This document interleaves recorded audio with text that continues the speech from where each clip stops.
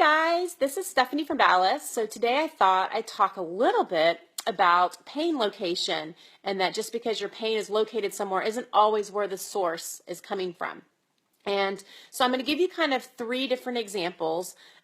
Sometimes what we call this is when you have pain and the source is coming from somewhere else, we call that referred pain. It's referring down somewhere else, but the source is coming from another location. So when I'm going to give you three different examples of three different patients that I've seen this month. And the first one is, and they all had knee pain.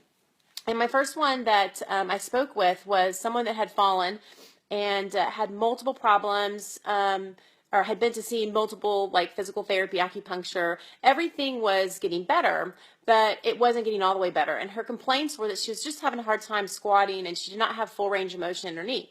So when I started asking her more questions, I found out that she also was having some hip issues, and no one really ever looked at that. So I went and ruled out her back, no problems there, went and looked at her hip.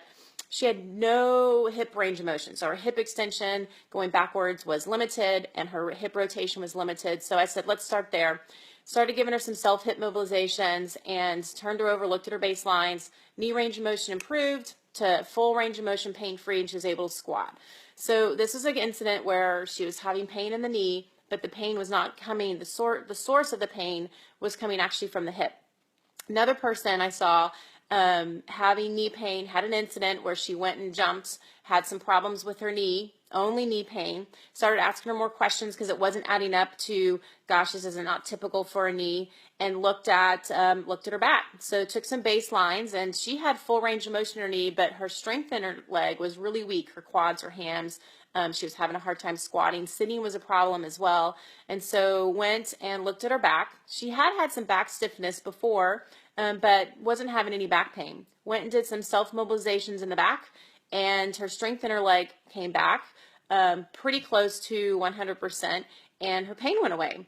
And every time she went and sat down, it would come back again if she didn't have good posture, which then just reinforced that there was an issue going on with her knee. But yet she was only having knee pain.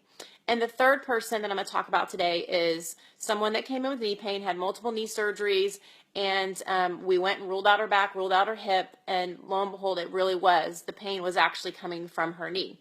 So these are three different patients that I've seen with three different locations of where their source is coming from, which is also another reason why if you have pain in a location and you get imaging or things like that, because that's where your pain is located, doesn't necessarily mean it's going to give you the whole picture. You really need to go and get a thorough evaluation, not just a 5-minute evaluation, a thorough evaluation to really figure out where the source is coming from, because it's not always where you have your pain is not always where the problem is coming from, and you've got to really get down to the problem in order to fix what is going on. So I hope you guys had a wonderful week, and I hope you enjoyed the information, and feel free to share this with anyone. If you have any questions, I'm here. Just ask, and I can make some more videos on it, and I hope you enjoyed the information. Thanks.